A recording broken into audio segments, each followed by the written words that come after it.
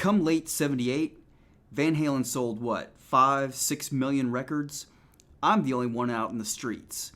Everybody else is very domestic. I sometimes wonder if that might not be a great comfort. I'm the eternal wanderer, except now I'm noticed, so I got to get a babysitter. In Los Angeles, we interview a lot of different guys for security. Last guy walks in is Big Ed Anderson, right out of the mountains, by way of Goodfellas. Bensonhurst, Brooklyn. The scene in Goodfellas where they hijack a truck and suddenly everybody in the neighborhood is wearing a yellow sweater? That's Ed.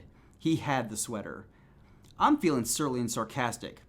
I figure I'm going to fool with him. I say, I got 3 questions for you. What do you think of people partying? You know, carrying on, getting high, doing whatever on stage, under the stage, backstage and in front of the stage. He goes, I got no problem with that. So, okay, what about underage girls on the stage, under the stage, backstage and in front of the stage? He says, I could adjust. So, okay, tough guy, you know how to roller skate? He said, no, but I could learn. I said, you got a job. Ed said, great, what's our schedule? I told him 6 weeks on the road, 10 days off. The band goes home, you and I go to the tropics. You got a bathing suit? Cool, let's go buy you some skates. And we did.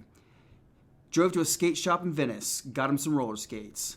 Went right to the beach, commenced to roller skate, and of course I'm Mr. Flamboyant with the hair flying and the shorts, you know, the whole thing. This is Ed's first hour on the job. Somebody yells, you fag! Well, of course I have to step off into the sand, raise a little gorilla dust, you know, you hit your chest, that's gorilla dust that comes off.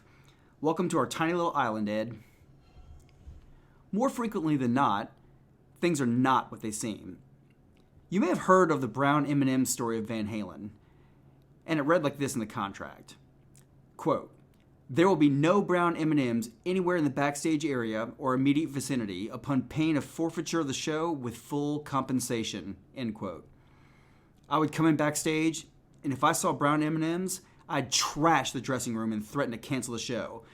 And the promoter would come backstage all consternated. We pitched it as Caruso forbade whistling backstage, that it was bad luck. It's a luck thing, it's a charm.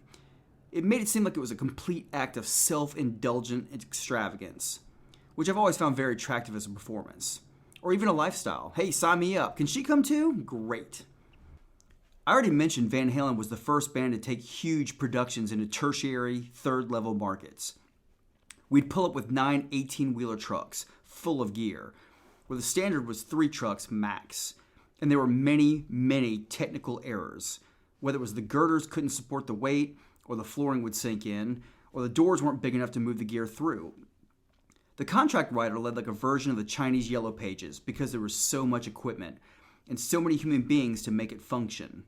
So just as a little test, in the technical aspect of the writer, it would say, Article 148, there will be 15 amperage voltage sockets at 20-foot spaces evenly, providing 19 amperes. That kind of thing. And the article number 126, in the middle of nowhere, was, there will be no brown M&Ms in the backstage area upon pain of forfeiture of the show with full compensation. So, when I would walk backstage, if I saw a brown M&M in that bowl, well, line check the entire production. Guaranteed you're going to arrive at a technical error. They didn't read the contract. Guaranteed you run into a problem. Sometimes it would threaten to just destroy the whole show. Something like literally life-threatening. And I'll give you an example. The folks in Pueblo, Colorado, at the university, took the contract rather casual. They had one of those new rubberized bouncy basketball floorings in their arena. They hadn't read the contract and weren't sure really about the weight of this production. This thing weighed like the business end of a 747. I came backstage. I found some brown M&Ms. I went into full Shakespearean, what is this before me? You know, with the skull in one hand, and promptly trashed the dressing room. Dumped the buffet, kicked a hole in the door, $1,200 worth of fun. The staging sank through their floor. They didn't bother to look at the weight requirements or anything. And this sank through their new flooring and did $80,000 worth of damage to the arena floor. The whole thing had to be replaced. It came out in the press that I discovered some brown M&Ms and did $85,000 worth of damage to the backstage area. Well, who am I to get in the way of a good rumor? Tonight on History for All the Wrong Reasons, my special guest, David Lee. Let me invoke the P.T. Barnum prayer. It's right up there with Hallowed Be Thy Name. I, being a card-carrying member of the great unwashed public, can testify. We love nothing more than to be duped, except perhaps to be duped well. I'll pay for that every time. And I want the t-shirt. My personal record is 5 chicks at once, in Nashville. They were all doing each other on the bed, and everybody was arrayed around the bed. We were making video, and the promoter was there, the agent was there, and the band was there, and I was directing. It was so beyond the pale that all I could think of to do was play like volleyball and go like, okay, change! And all the girls would shift. In a moment of inspiration, I ran up to my room with 2 of them, and I said, I want to be with both of you. They sat bolt upright and said, but we're sisters. Now, I'm a pot smoker, and what happens when I don't smoke pot, it's like one of those photographs. My life is like one of those photographs where somebody opens the shutter for a long duration, and all the headlights and belt buckle reflections make one long beam of light that runs for 8 city blocks. So, when I sit down to write a list, it will be 3 items long, maybe 5. Need to do this, check up on that.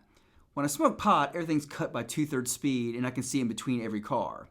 I can see the pedestrians and their haircuts. I can read the sign in the barbershop window. And my list will be 40 things long. Keep these things in mind and confide in Big Ed. Ask Ed in confidence, what's the difference between a pot list and a non-pot list? And he'll tell you something in a little Italy Bensonhurst kind of way like, well, a non-pot list will take me till 11 in the morning. A pot list will take me until Thursday.